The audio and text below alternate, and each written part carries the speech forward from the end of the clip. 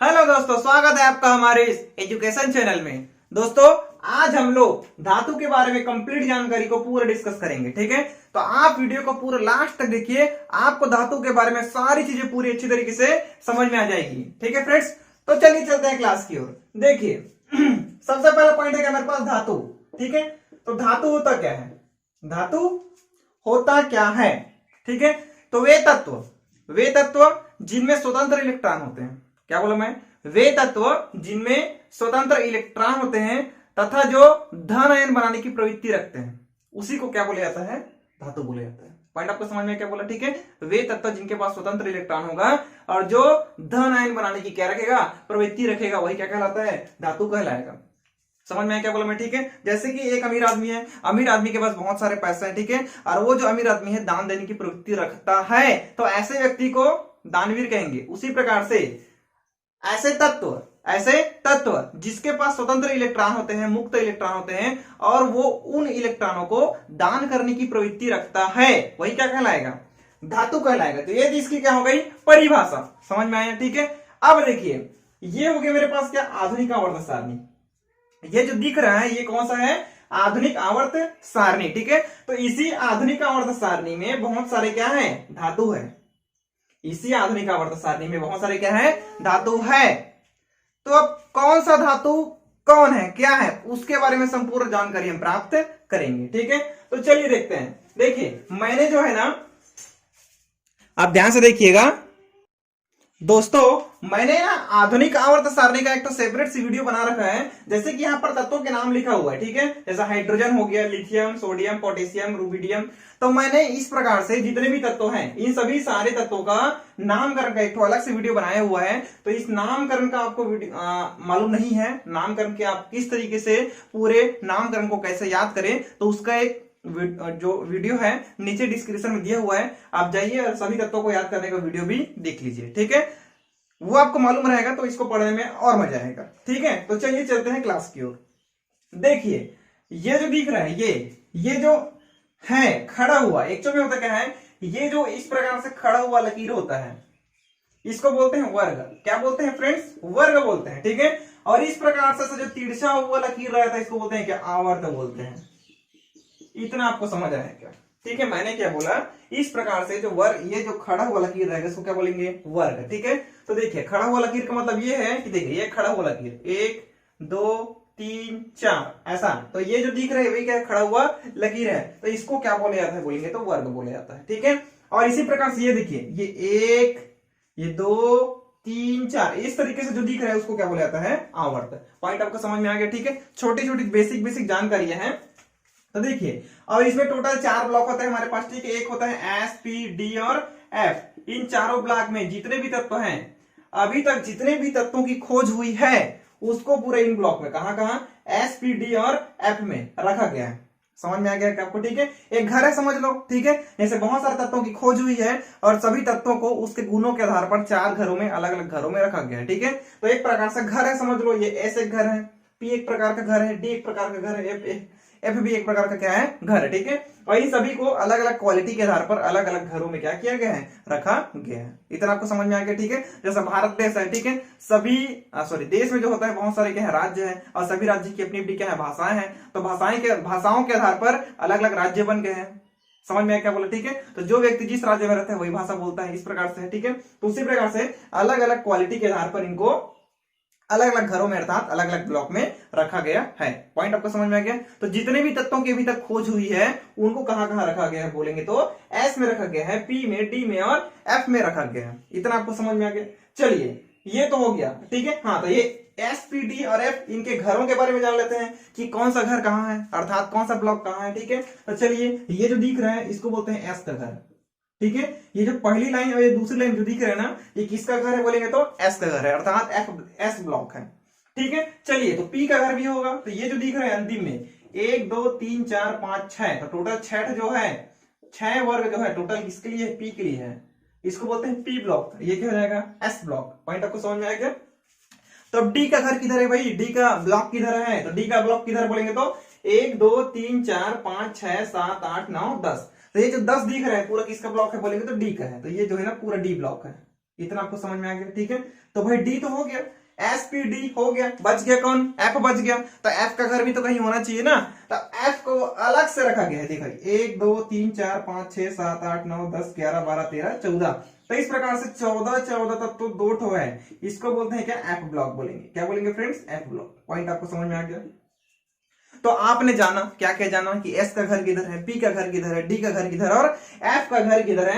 आपने इतनी सारी चीजें जान ली, ठीक है। इसको ब्लॉक बोला जाता है, ठीक है। एस उपकोष भी बोलते हैं या फिर ब्लॉक भी बोल सकते हैं।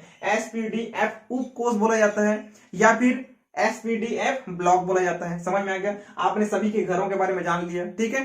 अब एस में अलग अलग व्यक्ति रहते हैं, अर्थात तत्व रहते हैं, धातु रहते हैं। समझ में आ रहा है। पी में अलग अलग तत्व रहते हैं, डी में अलग अलग तत्व रहते हैं और एफ में भी क्या होता है, अलग अलग तत्व रहते हैं। पॉइंट आपको समझ में आ गया। तो एस में कौन कौन से तत्व रहते हैं, तो मैंने सभी तत्वों को लिख दिया है। समझ में आ गया। हाइड्रोजन, लिथियम, सोडियम जो है इस प्रकार से लिखा हुआ है। ये beryllium, magnesium, calcium, strontium, barium, radium. Point आपको समझ में आ रहा है, ठीक है। तो अब समझेंगे मैंने क्या बोला, धातु तो है, तो एक्चुअल में है क्या। अभी तक हमने मतलब जितने भी धातु की खोज हुई है, सॉरी जितने भी तत्वों की खोज हुई है, अभी तक जितने भी तत्वों की खोज हुई है उसमें से जो है ना 75% जो है पूरा क्या है, धातु है। अभी तक जितने भी तत्वों की खोज हुई है उसमें से क्या है, 75% क्या है, धातु है, ठीक है। अब समझेंगे, अब ये धातु कहां कहां उसको देखते हैं। ये देखिए एस ब्लॉक, तो एस ब्लॉक में जो है पूरा धातु है। एस ब्लॉक में जितने भी तत्व है पूरा क्या है, धातु है, ठीक है। अगला पी ब्लॉक में, पी ब्लॉक में आपको धातु भी मिलेगा, अधातु भी मिलेगा और उपधातु भी मिलेगा। पॉइंट आपको समझ में आ गया। तो उपधातु क्या है, जिसमें धातु और अधातु दोनों की क्वालिटी होती है, वो क्या कहलाता है, उपधातु कहलाता है। पॉइंट आपको समझ में आ गया। तो ये जो पी है इसमें आपको धातु भी मिल जाएगा, उपधातु मिल जाएगा और अधातु भी मिल जाएगा। पॉइंट आपको समझ में आ गया। अब इसमें कौन कौन सा धातु मैं आपको बताऊंगा कंप्लीट से, ठीक है। अब डी में ये जो डी दिख रहे हैं, ठीक है, डी में जितने भी हैं ये पूरा क्या कहलाएगा, धातु कहलाएगा। क्या कहलाएगा, धातु। लेकिन इसको बोलते हैं संक्रमण धातु। क्या बोला जाता है, संक्रमण धातु। समझ में आ गया, ठीक है। अब एक बात और है, एस में जितने भी लोग हैं अर्थात जितने भी तत्व हैं सभी को क्या बोला जाता है, धातु बोला जाता है। लेकिन उस धातु का नाम भी है। अब समझेंगे, इधर समझेंगे एक तो, ठीक है। एक बात और समझना था आपको, 1 2 ये 3 4 5 6 7 8 9 10 11 और एक हो जाएगा 12, गिनते जाइएगा ना। ये 13 ये 14 ये 15 ये 16 ये 17 और एक हो जाएगा 18। मतलब खड़ी लकीर कितना है बोलेंगे तो वर्ग, वर्ग कितना है बोलेंगे तो 18 है। वर्ग कितना है, 18। तो उसी प्रकार से आवर्त भी गिन लेते हैं।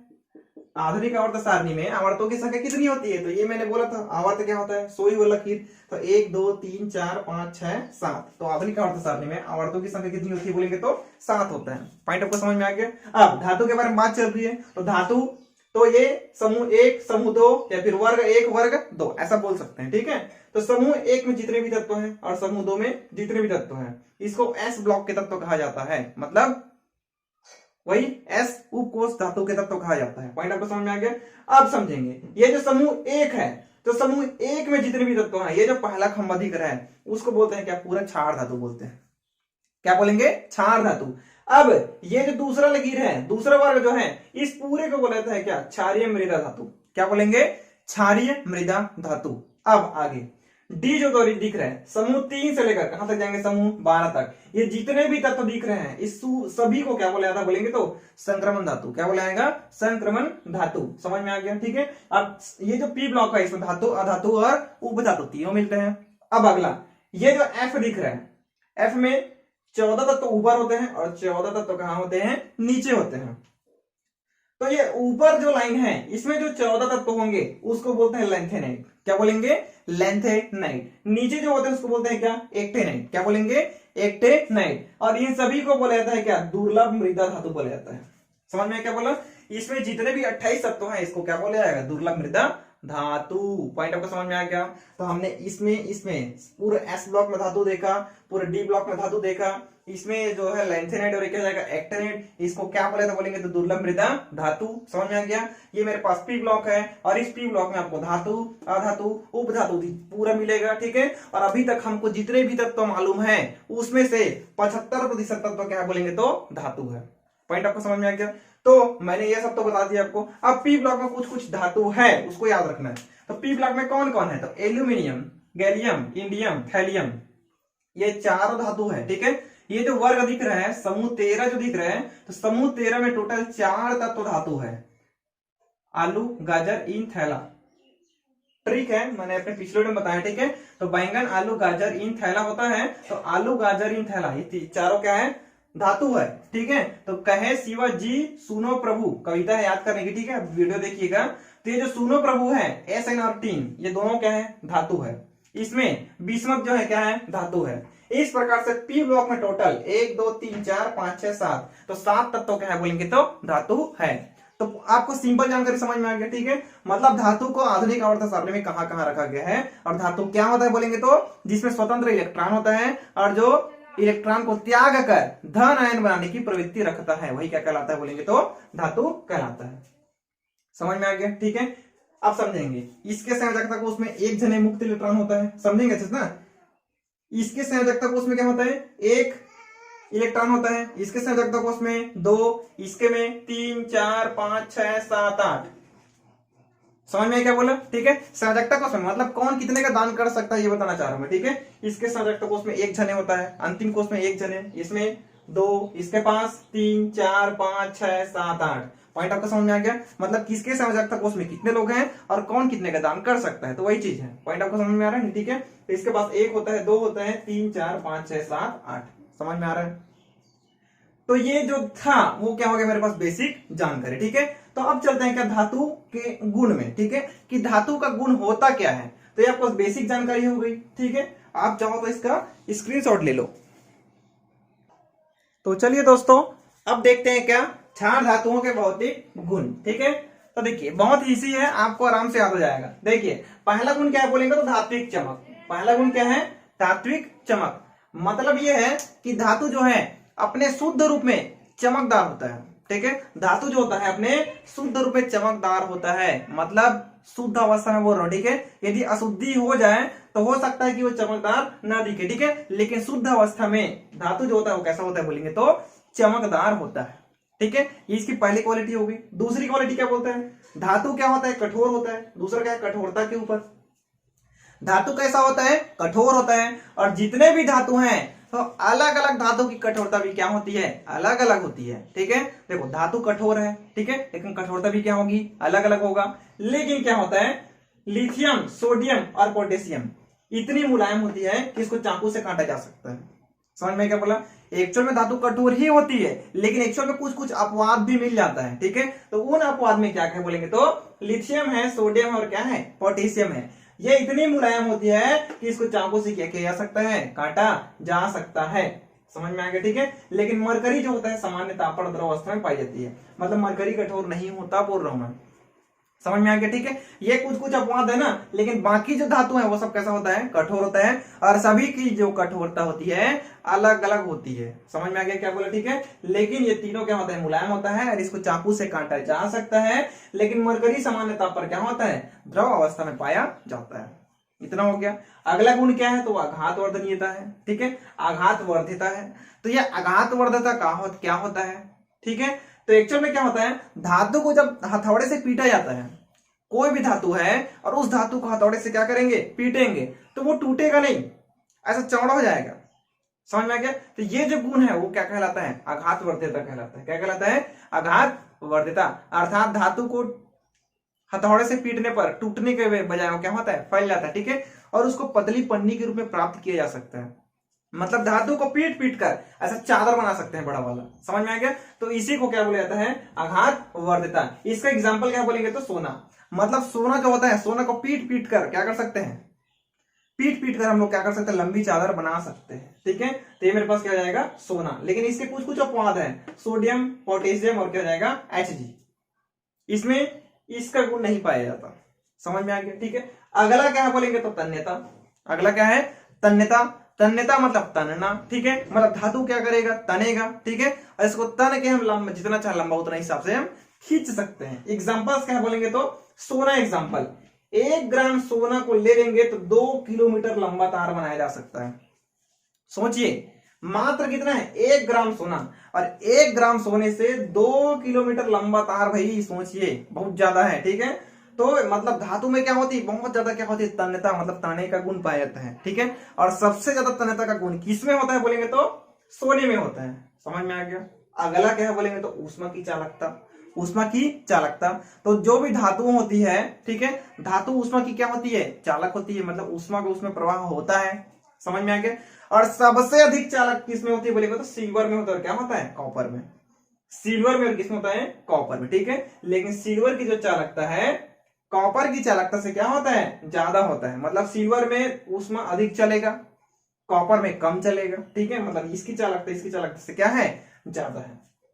समझ में आ गया। लेकिन इसके कुछ कुछ अपवाद भी हैं। कुछ धातु ऐसे हैं जो ऊष्मा की क्या होती है, कुचालक होती है, ठीक है। जैसे कि क्या हो जाएगा, लेड और मरकरी, ये दोनों ऊष्मा के क्या होता है, कुचालक होते हैं। तो ये भी आपको क्या करना है, याद रखना है, ठीक है फ्रेंड्स। तो अगला पॉइंट क्या अपने पास, गलनांक।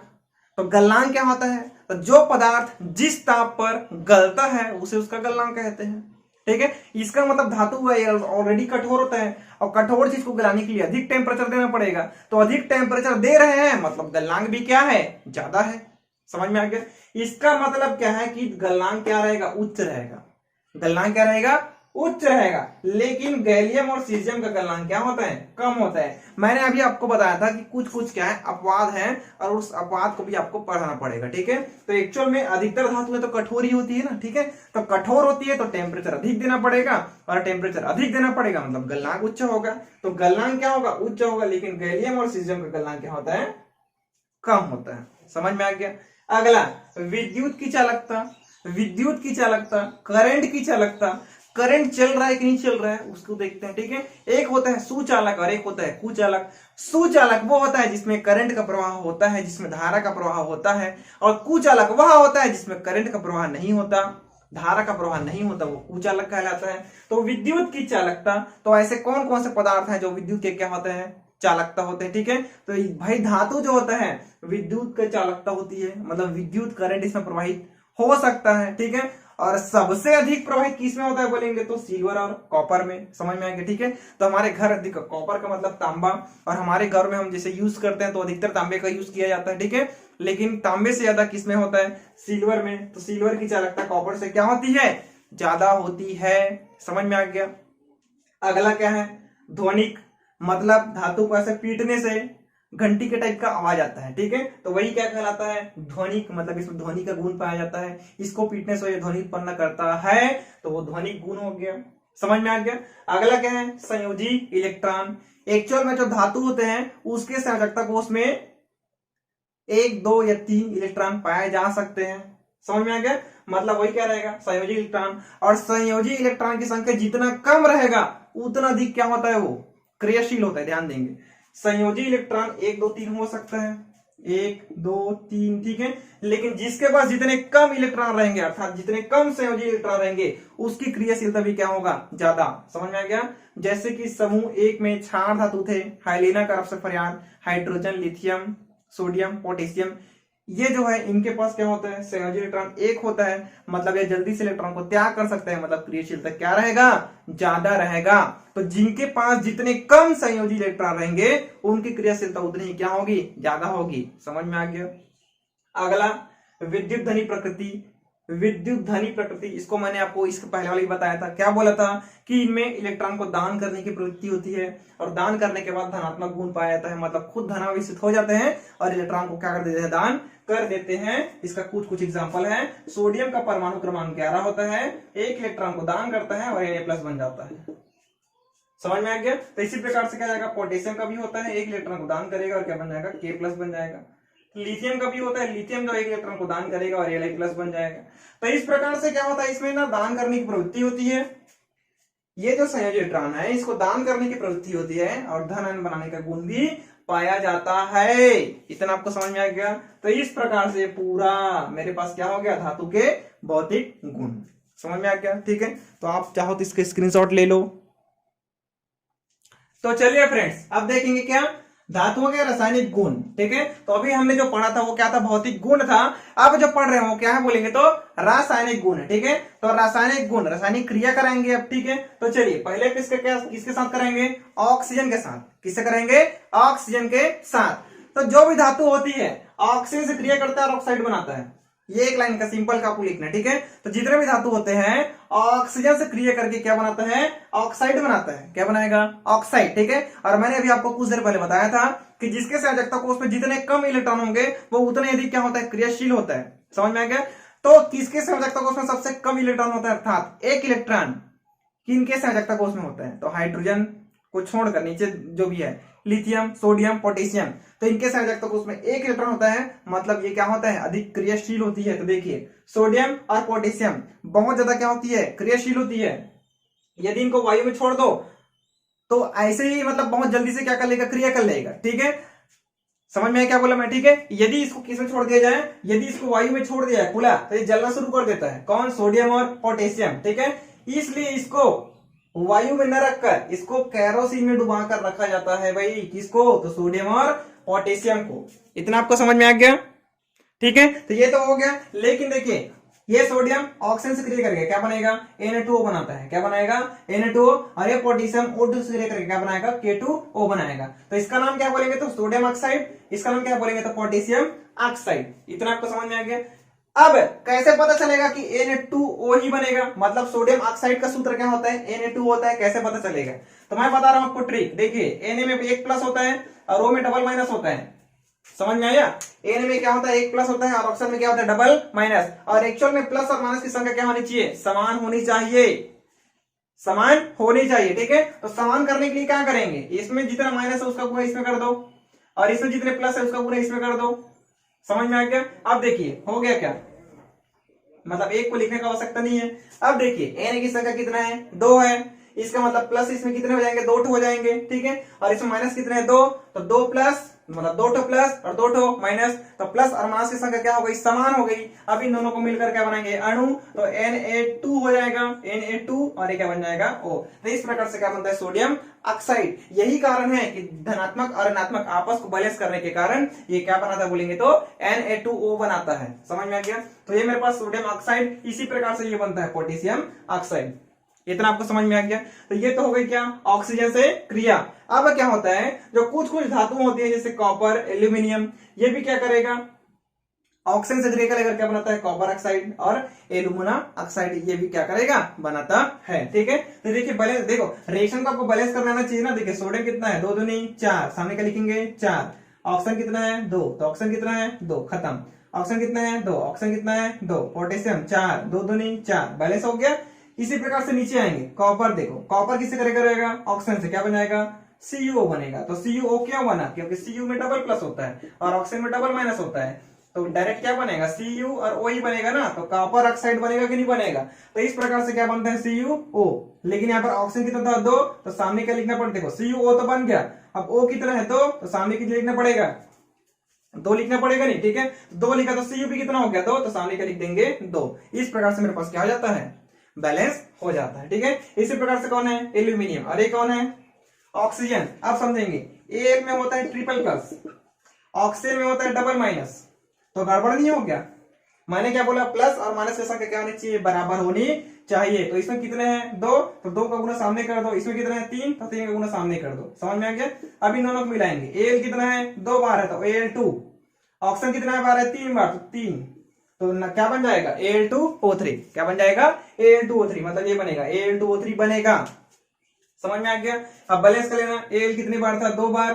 देखो पहली बात, ऑक्सीजन कितनी बार है, 3 बार, तो ऑक्सीजन पे अब ऐसा बैलेंस नहीं है, मान लेते हैं ये चीज बना, Al और O ये बनाएगा, मान लेते हैं। ऑक्सीजन कितना है, 3 है, तो सामने 3 लिखूं क्या, तो 3 दूनी कितना हो गया, 6, तो सामने 2 लिखना पड़ेगा नहीं। समझ में आ गया। 3 दूनी 6, तो 3 दूनी 6, और एल्यूमिनियम कितना हो गया, 2 दूनी 4, तो सामने 4 लिखना पड़ेगा। तो इस प्रकार से क्या हो गया, बैलेंस हो गया। समझ में आ गया। तो इस प्रकार से क्या होती है, ऑक्सीजन से क्रिया होती है। समझ में आ गया। तो ये हमारा हो गया क्या, पहला पॉइंट। तो चलिए दूसरा नंबर क्या है, हाइड्रोजन से क्रिया। तो ये देखिए धातु है सोडियम, पोटेशियम, मेरे पास क्या है, कैल्शियम, ठीक है। ये किससे क्रिया करेगा, हाइड्रोजन से, हाइड्रोजन से, हाइड्रोजन से, ठीक है। अब क्या बनाएगा बोलेंगे तो हाइड्राइड ही बनाएगा। तो हाइड्राइड का सूत्र क्या होना चाहिए, तो देखिए ये मेरे पास सोडियम है, कितना प्लस होता है, 1 प्लस। हाइड्रोजन में कितना माइनस होता है, 1 माइनस। समझ में गया। यदि ग्रहण करेगा तो कितने माइनस हो सकते हैं, 1 माइनस, और दान करेगा तो 1 प्लस हो सकता है। समझ में आ गया। तो इसके पास 1 प्लस 1 माइनस, ठीक है। इसका मतलब यह है कि प्लस और माइनस की संख्या क्या है, समान है। तो दोनों को जोड़ेंगे तो NaH ही बनना चाहिए। समझ में आया क्या बोला। अगला पोटेशियम में भी एक प्लस होता है और हाइड्रोजन में एक माइनस होता है, तो प्लस और माइनस की संख्या क्या है, समान है, तो कुछ नहीं करना है कि एच बनेगा। समझ में आ गया। अगला इधर कौन है, कैल्शियम, तो कैल्शियम में होता है डबल प्लस और हाइड्रोजन में था एक माइनस। अब यहाँ प्रॉब्लम है, मैंने क्या बोला, प्लस और माइनस की संख्या क्या होनी चाहिए, समान होनी चाहिए। यहाँ पर समान नहीं है, इसका मतलब क्या बनेगा, इसमें डबल प्लस इसमें डबल प्लस ही, तो ऐसा करना पड़ेगा नहीं। अब दो लिखा तो दो ठो माइनस और दो ठो क्या जाएगा प्लस, इसका मतलब CaH2 बनेगा। समझ में आ गया क्या। और इन तीनों का नाम क्या था, तीनों हाइड्राइड है। तीनों कौन है, hydride, sodium hydride, potassium hydride, calcium hydride. नाम आपको समझ में आ गया, ठीक है। तो हो गया भाई, क्रिया करा दो। A2Na प्लस H2 क्या बन जाएगा, 2NH। ये ऐसा कैसा हुआ, समझ में आ गया, ठीक है, क्योंकि हाइड्रोजन कितना था, दो ठो था। समझेंगे, हाइड्रोजन कितना है, दो ठो, तो इस H को दो करने के चक्कर में दो लिखना पड़ा। दो लिखने से Na कितना हो गया, दो, तो Na के सामने क्या लगाना पड़ गया, दो। इसी प्रकार से सेम टू सेम रिएक्शन ये है, नीचे Ca प्लस H2 CaH2 यहां लिख दिया हूं मैं, कैसे हुआ क्यों हुआ, समझ में आ गया। तो इस प्रकार से किससे क्रिया हो जाती है, हाइड्रोजन से। इसी प्रकार से अगला देखते हैं क्या करेंगे, अब जल से क्रिया करेंगे। किससे क्रिया कराएंगे, जल से। अब ये जो धातु है, तो कुछ धातु ठंडे जल से क्रिया करते हैं, कुछ धातु गर्म जल से क्रिया करता है, कुछ धातु ठंडे और गर्म दोनों से क्रिया नहीं करता, भाप से क्रिया कर लेता है, और कुछ धातु ऐसे होते हैं तो किसी से क्रिया नहीं करता। पॉइंट आपको समझ में आ गया। तो इस प्रकार से टोटल 4 प्रकार के धातु होते हैं और चारों को हम लाइन से देखेंगे। पहला पॉइंट, तो जल से क्रिया, तो पहला नंबर ठंडे जल से क्रिया करेंगे। किससे क्रिया करेंगे, ठंडे जल से। तो ठंडे जल से कौन क्रिया करता है, तो सोडियम और पोटेशियम कर लेते हैं फटाक से। समझ में आ गया। तो ठंडे जल से किससे क्रिया करेंगे, सोडियम और पोटेशियम को। तो ये जो सोडियम, देखो सभी में निकलेगा कौन, तो H2 गैस निकलेगी, ध्यान देंगे, ठीक है। जब भी हम जल से क्रिया करेंगे तो ऑक्सीजन से क्रिया कर लेगा और H2 को बाहर कर देगा, हमेशा होगा, ये याद रखना। समझ में क्या बोला मैंने कि H2 बाहर निकलेगा और ऑक्सीजन से क्या करेगा, क्रिया करेगा। मतलब बोल रहा हूं कि भाई पानी होता है और पानी में ऑक्सीजन होता है, कौन होता है, हाइड्रोजन होता है, तो ऑक्सीजन से क्रिया कर लेगा और हाइड्रोजन को क्या कर देगा, बाहर फेंक देगा, जब भी किसी क्रिया कराएंगे जल से। तो अभी मैं जितने 4 टाइप बताया मैं, तो चारों को हम लाइन से समझेंगे, ठीक है। तो पहला मैंने क्या बोला कि ठंडे जल से कौन कौन क्रिया करेगा, बोलेंगे तो सोडियम और पोटेशियम क्रिया करेगा। तो देखिए मेरे पास सोडियम सॉलिड था, सोडियम कैसा था, सॉलिड था, इसमें मैंने क्या मिलाया, पानी मिलाया। क्या मिला दिया, पानी। मैंने भी आपको बोला था, ठीक है, H को अलग करेगा, ठीक है। तो H2O को मैं ऐसा लिख सकता हूं क्या, HOH लिख सकता हूं ऐसा, HOH, तो H2O हो सकता है नहीं, तो इसका मतलब मैं इसको ऐसा लिख सकता हूं HOH। तो Na और OH क्या बनेगा, NaOH नहीं बनेगा। समझ में आया क्या बोला, तो Na और OH क्या बन जाएगा, NaOH। समझ में आ गया, ठीक है। लेकिन अब H2 निकालना है, तो H2S निकल गया, अभी बताया मैंने आपको H2 निकालना अच्छा करके। तो दो ठो निकल गया, तो 2 और 1 कितना हो रहा था, 3। देखो अभी यहाँ पर 2 2 है, समझेंगे। देखो हाइड्रोजन इधर 2 निकल गया, इधर कितना निकल गया, 2, 2 और 1 कितना हो रहा है, 3। और यहाँ पर हाइड्रोजन कितना है, 2, तो 3 कैसे करें, उससे अच्छा हम 2 लिख देते हैं, ठीक है। 2 लिखने से H कितना हो गया, 2 दूनी 4, कितना हो गया, 4। अब 4 करने के लिए 2 तो है इधर, सामने 2 कर दो, तो 2 और 2 4। 4 लिखने से सोडियम कितना हो गया, 2, तो सामने कितना पड़ेगा, 2। तो इस प्रकार से भाई बैलेंस करना पड़ता है, तीर के निशान के पहले और तीर के निशान के बाद। जो भी है परमाणु है उनकी सभी की संख्या क्या होनी चाहिए, समान होनी चाहिए। समझ में आ गया। और साथ ही साथ निकलता है क्या, ऊष्मा। क्या निकलता है, ऊष्मा। अर्थात जब धातु की ठंडे जल से क्रिया कराओगे तो ऊष्मा निकलता है, इसका मतलब ये ऊष्माक्षेपी अभिक्रिया है।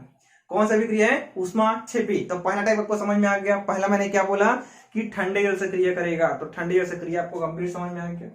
अब दूसरा क्या करेंगे, तो गर्म जल से क्रिया करेंगे। तो गर्म जल कौन कौन है, तो कैल्शियम और मैग्नीशियम, सॉरी मतलब धातु किससे क्रिया करेगा, गर्म जल। तो कैल्शियम और मैग्नीशियम किससे क्रिया करता है, बोलेंगे तो गर्म जल से। इसमें कौन कौन था, सोडियम पोटेशियम, याद रखना नाम, सोडियम पोटेशियम ठंडे जल से। कैल्शियम मैग्नीशियम किससे क्रिया करेगा, गर्म जल से। अभी देखिए मेरे पास कौन था, कैल्शियम, किससे क्रिया कराएंगे, जल से, ठीक है। तो फिर से इस जल को ऐसा लिख सकता हूं क्या मैं, HOH लिख सकता हूं, ठीक है। तो Ca और OH क्या बनाएगा, COH का ट्वाइस। अब इसमें ट्वाइस बन गया, इसमें ट्वाइस नहीं है, ऐसा क्यों, मैंने अभी आपको बताया। C में क्या होता है, डबल प्लस होता है, और OH में क्या होता है, 1 माइनस होता है। इसमें डबल प्लस, उसमें क्या होगा, 1 माइनस। और जब भी कोई अणु बनाएगा तो दोनों प्लस और माइनस की संख्या क्या होनी चाहिए, समान होनी चाहिए। तो समान करने के लिए सामने 2 लिखना पड़ेगा। अब देखो बनाओ, तो Ca और OH का ट्वाइस बनेगा कि नहीं, CaOH का क्या बन जाएगा, ट्वाइस। समझ में आ गया।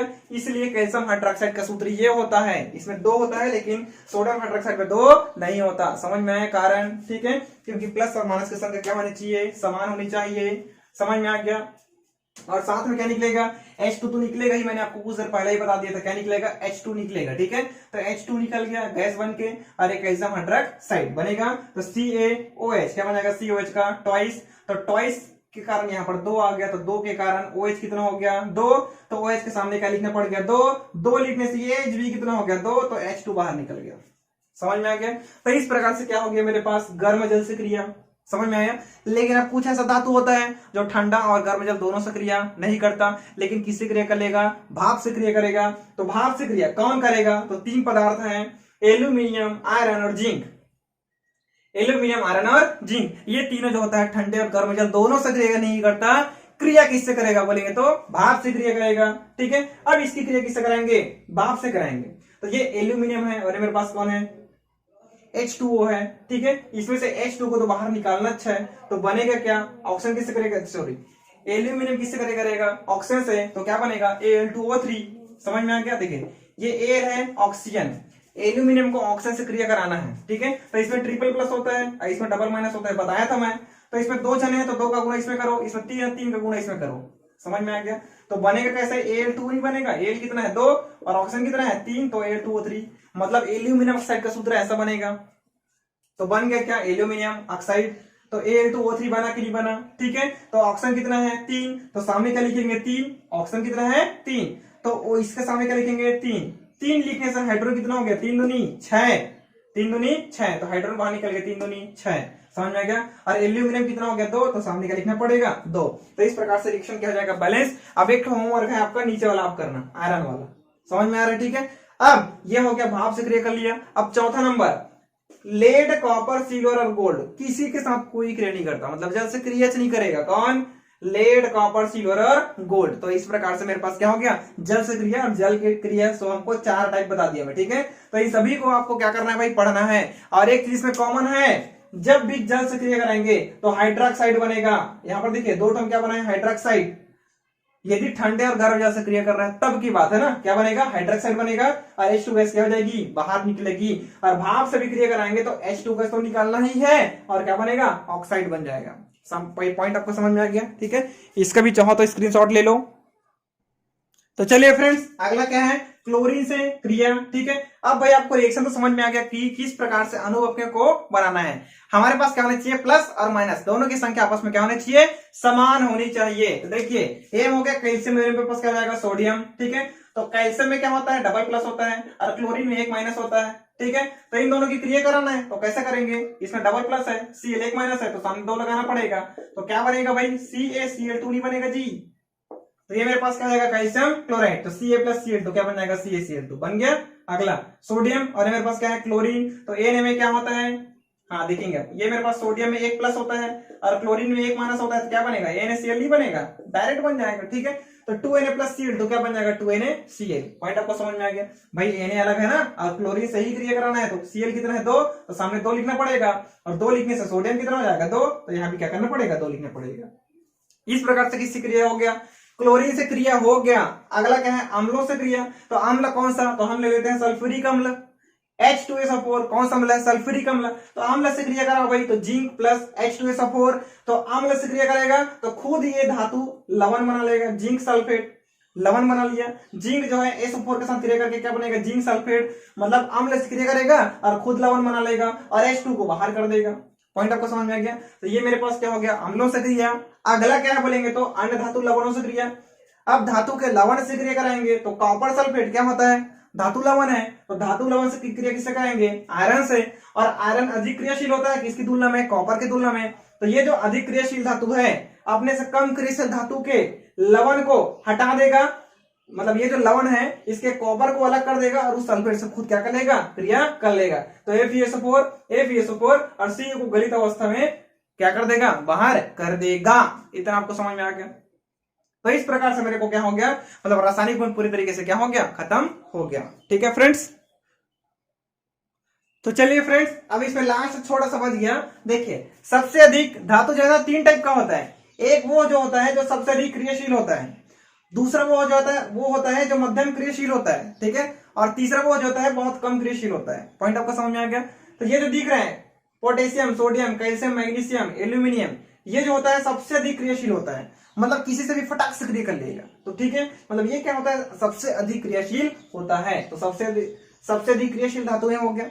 मध्यम क्रियाशील धातु है जो एकदम जल्दी से क्रिया तो नहीं करता लेकिन क्रिया करता है, ठीक है। तो वो क्या है, zinc, iron, lead, hydrogen, copper, Hg, Ag, समझ में आ गया, ठीक है। तो ये सभी क्या है बोलेंगे तो मध्यम क्रियाशील धातु हैं। और आखिरी बच गया कौन, सबसे कम क्रियाशील, तो ये कौन है, Au। पॉइंट आपका समझ में आ रहा है। तो इस प्रकार से क्या होता है, इनके टाइप्स हैं। अरे टाइप भाई आपको याद रखना पड़ेगा। पॉइंट आपका समझ में आ गया। एक चीज लास्ट देखते हैं, धातु और अधातु की क्रिया कैसे होती है। तो ये मेरे पास सोडियम धातु है, परमाणु क्रमांक 11 होता है, 2 8 1 होगा कि नहीं। इलेक्ट्रॉनिक विन्यास लिखते हैं तो 1s2 2s2 2p6 3s1 होगा कि नहीं। 2 2 4 6 10 और 1 11। तो पहली कक्षा, दूसरी कक्षा, तीसरी कक्षा, 1 2 2 3, पहली कक्षा, दूसरी कक्षा, तीसरी कक्षा, समझ में आ गया। पहली कक्षा में कितने लोग हैं, 2 लोग, इसमें 6 और 2 8 लोग, उसमें 1 लोग, मतलब संयोजकता कोष में 1 लोग हैं, मतलब एक आदमी को आसानी से दान कर सकता है, समझ में आ गया। इसी प्रकार से क्लोरीन होता है, 17 होता है, क्या हो जाएगा। इसी प्रकार से किसका होता है, क्लोरीन का होता है। अब क्या करेंगे, क्लोरीन का जो परमाणु क्रमांक 17 होता है तो लिखो, क्या हो जाएगा, 1s2 2s2 2p6 3s2 3p6 4s1 होता है कि नहीं होता। गिन के देखते हैं, 2 2 4 4 और 6 10 10 2 12। अच्छा तो यहां पर कितना आएगा, 5 आएगा उस हिसाब से। तो 12 और 5 17 होगा कि नहीं। अब देखो पहली कक्षा, दूसरी कक्षा और तीसरी कक्षा होगा कि नहीं। 2 6 और 2 8, इसमें कितने लोग हैं, 5 और 2 7। समझ में क्या बोला। इसके पास एक आदमी है, संयोजकता कोष में 1 जने हैं, इसके पास अंतिम कोष में 7 जने हैं। तो ये एक को ले सकता है और वो एक को दे सकता है। तो सोडियम देने की प्रवृत्ति रखता है और क्लोरीन लेने की प्रवृत्ति रखता है। ये धातु है और ये क्या है, अधातु है। तो धातु और अधातु की क्रिया कैसे होती है। तो धातु जो होता है इलेक्ट्रॉन को दान करने की प्रवृत्ति रखता है और अधातु जो होता है इलेक्ट्रॉन को ग्रहण करने की प्रवृत्ति रखता है।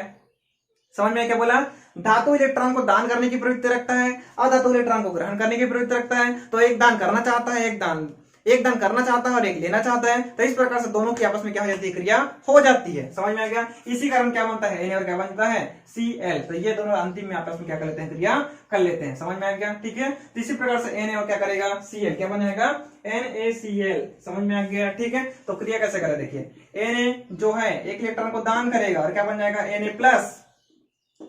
Na जो था एक इलेक्ट्रॉन को दान किया और क्या बन जाएगा, Na+। अब ये जो दान किया है इसको ग्रहण कौन करेगा, Cl ग्रहण करेगा, ठीक है। तो Cl जो है इस इलेक्ट्रॉन को क्या करेगा, ग्रहण करेगा और बन जाएगा Cl-। तो ये दान करने के बाद धन आयन और ये ग्रहण करने के बाद ऋण आयन बन जाता है। तो इस प्रकार से क्या होती है, धातु और अधातु में क्रिया होती है। समझ में आ गया फ्रेंड्स, क्या बोला मैंने, ठीक है। तो चलिए ये तो हो गया। अब दोस्तों ये धातु का जो पॉइंट था यहां तक पूरा खत्म हो गया, ठीक है। तो उम्मीद है आपको वीडियो पसंद आया होगा, ठीक है। और ये जो CGPSC मेंस की जो सीरीज है कंटिन्यू चलती रहेगी। यदि आप हमारे चैनल पर नए हैं तो हमारे इस चैनल को सब्सक्राइब कर दीजिए, ठीक है। आपके जो भी दोस्त हैं जो CGPSC मेंस की तैयारी कर रहे हैं सभी को इस वीडियो को शेयर कीजिए, ठीक है फ्रेंड्स। तो मिलते हैं नए वीडियो में, टाटा बाय बाय।